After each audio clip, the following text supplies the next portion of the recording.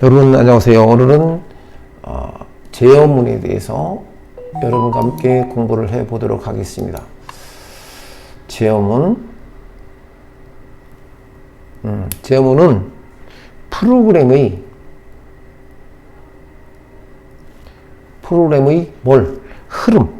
프로그램의 흐름을 어떻게 할까요? 강제로 원리에 갈 것이야. 변화시키는 것을 말합니다. 이것이 첫 번째 조건이고, 두 번에는 특정한 부분이죠. 특정한 부분을 뭐 한다? 반복 실행한다. 반복 실행. 이것이 보통 제어문이라고 이렇게 보시면 되겠습니다. 자, 그러면 종류가 어떤 것이 있는지 한번 공부를 해 보도록 하겠습니다. 제어문의 종류는 세 가지가 있죠. 제어문은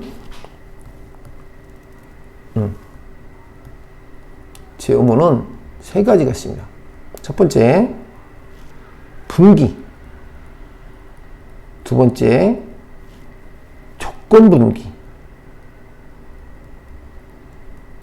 세 번째, 뭐가 할까요? 반복. 이렇게 세 가지로 구분됩니다.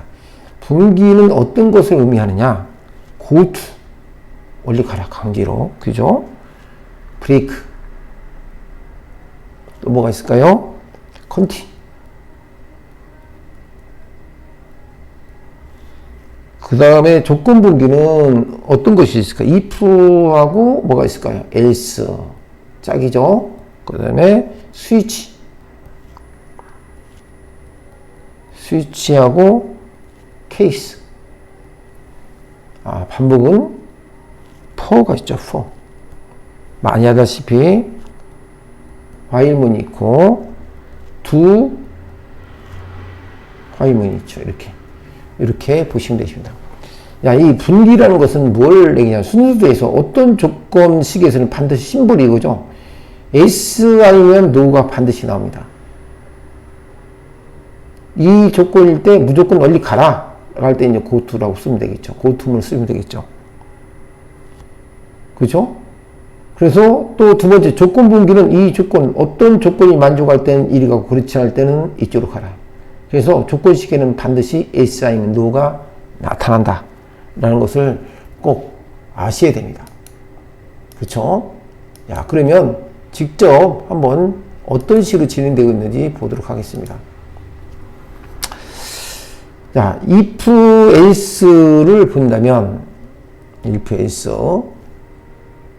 단순 if문이죠. 이것을 우리는 보통 단순 if문이라고도 부릅니다. if문 안에 또 다른 if문이 있다. 이것은 뭐라 할까요? 다중 if라고 보시면 되겠죠.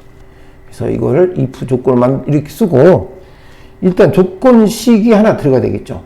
조건식이 들어가고, 조건식이 들어가고 나서 구조체를 만들고, 이 조건이 만족하면 처리를 해야 되겠죠. 처리 1. 그리고 닫아주고, if가 있으니까, else가 있으니까, if, else 써주고, 또 다시 바로 구조체를 하나 만들고, 어떻게 될까요? 처리 두 번째 걸 해주면 된다는 얘기죠. 닫아주고. 이런 식이죠. 그걸 순서대로 계략 그리면 내가 어떤 A란 값이 10보다 크거나 같다 이상, 이 조건이 만족하면 뭐 한다? 어떤 것을 처리 1을 하고, 그렇지 않으면 뭐 한다? 처리 2를 하라. 이거와 같은 개념으로 보시면 되겠죠. 그렇죠? 그래서 이 플로우 차트는 상당히 중요합니다. 우리가 이제 코딩 하시는 분들이 이 알고리즘 공부하면서 코딩 하실 때 이 플로우 차트를 그리지 않고 순시키면서 순서들을 만들지 않고 흐름들을 작성하지 않고 바로 코딩하면 상당히 나중에 어려움이 발생하게 되겠죠. 자, 이렇게 간략하게 제가 단수 if문에 대해서 한번 해봤습니다. 자, 이번에는 직접 실습을 두 수를 이렇게 해서 어떤 두 수가 크냐, 작으냐 이렇게 물어볼 수 있을 거 아니에요? 그래서 두 수를 입력해서 두 수를 입력하여 인풋해서 어떤 수가 큰 것인지 그 큰 수를 표시하는 프로그램을 만들어 보도록 하겠습니다. 야, 그럼 순서도를 일단 제가 말씀드린 순서도를 한번 그려보겠습니다. 순서도. 자, 스타트하고 두 수를 입력하는 입력 순서 심볼을 그리고 편의상 A와 B 뭐라 하고 그 중에 조건식이 합니다. A 값과 B 값을 비교해서 A 값이 이 조건이 만족하면 뭐가 될까요? 어떤 게 클까요? 당연히 A 값이 크죠. 그렇지 않을 경우에는 어떤 게 클까요? B 값이 크게 되겠죠. 그래서 만나서 AND 끝난 되겠죠. 이런 순서도를 이걸 보고 그대로 코딩 하시면 됩니다. 자, 그냥 편의상 int 정수값 AB로 선언해주고 그러라서 입력받는 거 C원에서 보죠? 스캔F죠? 스캔F. 그리고 변환 문자 10진수 두 개 AB니까 두 개를 만들어주고, 그죠? 받을 문자의 A 정수 선언은 A 값과 B를 해주고, 이렇게 되겠죠. 그래서 이제 뭐합니까? if를 해줘야 되겠죠? if. 만약에 A 입력받은 A 값이 B보다 클 경우에는 이 조건이 만족하니까 이걸 써주면 되겠죠. 그때는 프린트 포맷. 당연히 출력하고 해야 되니까 출력할 변환문 D 해주고 찍고 줄 바꾸고 이 조건이 만족할 때 이 A 값을 출력했으니까 바로 A를 이렇게 해주면 되겠죠. 그렇죠. 그렇지 않을 경우니까 바로 여기다가 else를 써주면 됩니다. else. 그리고 B 값을 프린트를 바로 해주면 되겠죠. 프린트 %d 이런 식으로 이렇게 해주시면 끝이 나는 겁니다. 그래서 이 A 두 수를 입력 인풋 받아서 큰 수를 표시할 때 순서도 플로차트는 이거고 이걸 바로 그대로 코딩한 것은 이거다. 아시겠죠? 되게 쉽죠? 그래서 단순 if문 if else 문에 대해서 함께 공부를 해 봤습니다. 다음은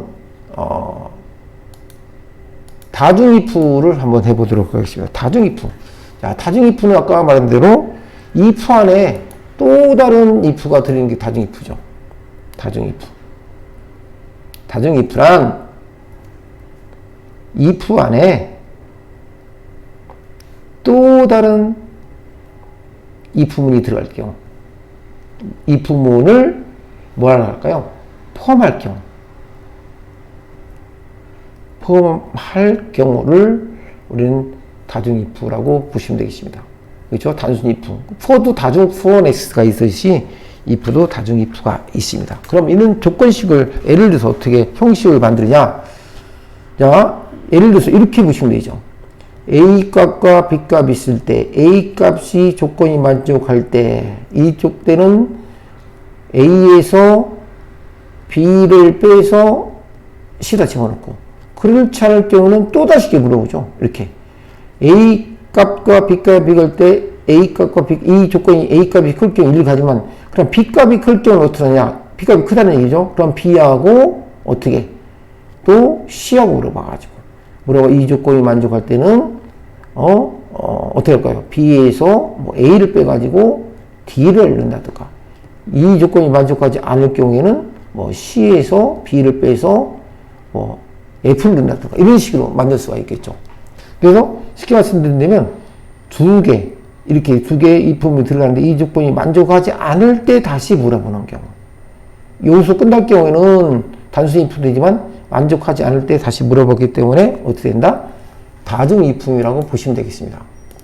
자, 그러면 설명을 또 제가 한번 해보도록 하겠습니다. 일단 if 조건식이 만들어야 되겠죠. 조건식 1. 조건식이 있어야 되는 거니까요. 조건식 1 한번 이 조건이 만족한다고 가정했을 때 처리를 하는 거죠. 어떻게? 처리를 하죠. 근데 만족하지 않을 경우가 있을 거 아닙니까? else를 써줘야 되겠죠. 만족하지, 여기서 이제 처리하고 닫아줘야 되겠죠. 그리고 else하고 또 다시 물어봅니다. else if 물어봤고, 이번엔 조건식이 또 하나 만들어줘야 되겠죠. 조건식이 이렇게 있고, 이 조건식이 또 만족할 경우와 만족하지 않을 경우가 있으니까, 또 다시 여기다가 만족할 경우는 처리 두 번째 걸 해주고, 또 닫아주고, 또 요구에 대해서 만족하지 않을 경우 있으니까 else를 여기다 써줘야 되겠죠. 써주고, 여기다가 처리 세 번째 거 이렇게 해주면 되겠죠. 이런 식으로. 이게 거짓일 경우와 또 다른 if를 포함한다. 중요한 것은 다징 if일 때는 거짓일 경우 또 다른 뭐한다? if문을 또 다른 if문 이걸 얘기하는 거죠. 또 다른 if문을 여기서부터 어디까지? 여기까지죠. else까지 여기까지 포함한다 라고 보시면 되겠습니다. 자, 그러면 이것을 가지고 실습을 한번 해 보도록 하겠습니다.